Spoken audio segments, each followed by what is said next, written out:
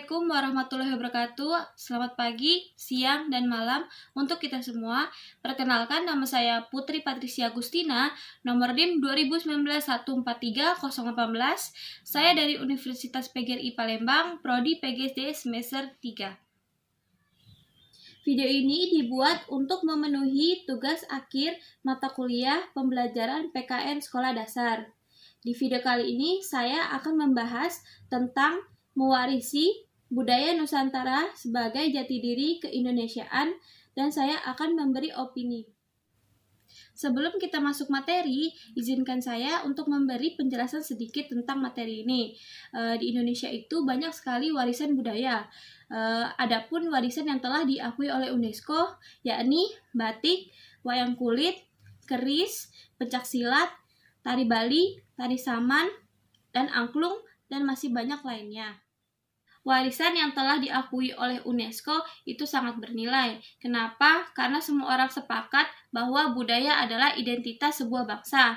Maka dari itu, sebagai pusaka, ia harus dijaga dan tidak boleh diganggu agar jati diri bangsa memiliki referensi. Apalagi di zaman sekarang yang sudah modern, warisan budaya Indonesia seperti batik, pencaksilat, dan lain-lain tadi itu semakin terlupakan karena adanya budaya luar masuk ke Indonesia. Walaupun begitu, ada banyak masyarakat Indonesia yang tidak benar-benar melupakan. Seperti contohnya di kota-kota lainnya yang jauh dari ibu kota, itu masih kental akan budaya Indonesia. Seperti yang sudah saya katakan tadi, di Indonesia ini banyak sekali warisan budaya Indonesia, karena Indonesia itu kaya akan budaya. Namun kita tidak jarang menemui negara-negara tetangga yang memiliki kesamaan budaya dengan Indonesia. Namun hal itu bukanlah menjadi alasan untuk mengklaim warisan budaya yang jelas-jelas sudah asli Indonesia. Contohnya seperti negara Malaysia. Negara ini pernah mengklaim beberapa warisan budaya Indonesia. Seperti contohnya yaitu wayang kulit, batik, lagu Rasa Sayange, reog Ponorogo, rendang, angklung, tari pendet, tari piring, dan kuda lumping. Sebelum warisan diakui oleh UNESCO, Malaysia pernah keberatan dengan keputusan UNESCO soal batik Indonesia.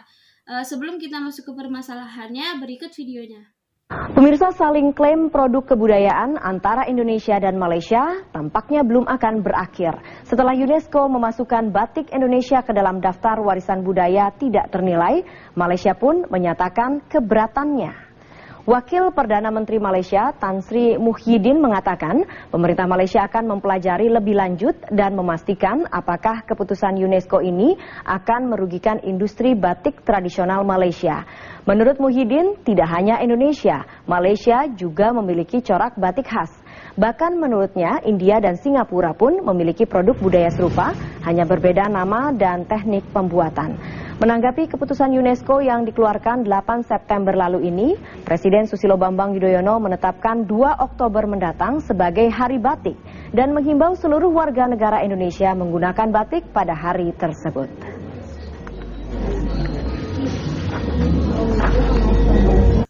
Baiklah, itu sedikit cuplikan berita. Di sini saya akan memberi opini dan kesimpulannya. Menurut saya, menghubungkan antara warisan budaya dengan kepemilikannya secara hukum adalah reaksi yang wajar. Mengapa? Karena masyarakat Indonesia masih memiliki rasa bangga terhadap kebudayaannya sendiri. Upaya kita untuk menjaga warisan budaya kita agar tidak diklaim oleh negara lain, yaitu dengan mengumpulkan data, informasi yang seakurat atau selengkap mungkin mengenai suatu mata budaya yang ada di Indonesia.